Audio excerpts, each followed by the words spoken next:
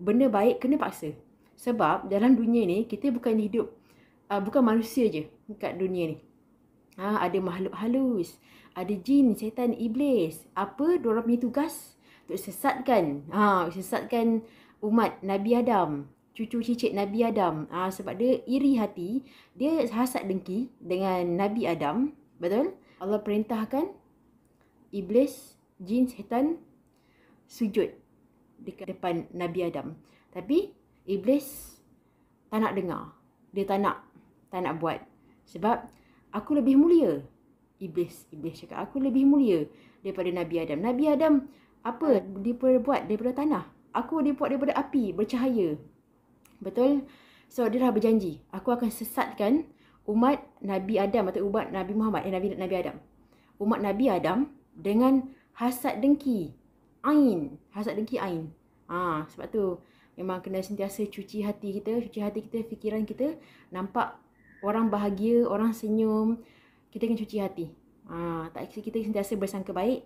Sebab kita, daripada iri hati, cemburu yang berlebih-lebih, buatkan hasad dengki, boleh bagi peluang dekat iblis buat kerja. Tu yang tiba-tiba ada gangguan ain kan, ada penyakit ain. Tengok je pun, kita tengok je orang tu, tiba kita ada hasad dengki, cemburu tu, dah orang tu kena ganggu, tiba demam ke, sakit ke apa ke.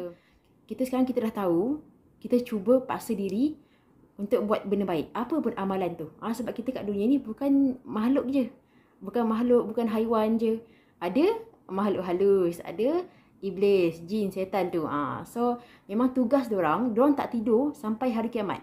Tugas diorang untuk sesatkan umat Nabi Adam, cucu cicit Nabi Adam. So umat Nabi Muhammad SAW. So memang kerja diorang untuk menyesatkan. Untuk menyesatkan. So apa yang menyesatkan? Menyesatkan untuk menyakitkan, untuk menjatuhkan. So dia nak buktikan depan Allah. Yang dia tak sujud depan Nabi Adam bersebab. Aku buktikan umat Nabi Adam, cucu cicit Nabi Adam, patutnya tak patut disembah, patutnya tak patut disujud. Dia nak buktikan dekat Allah. Tapi jangan macam tu. Kita dah tahu.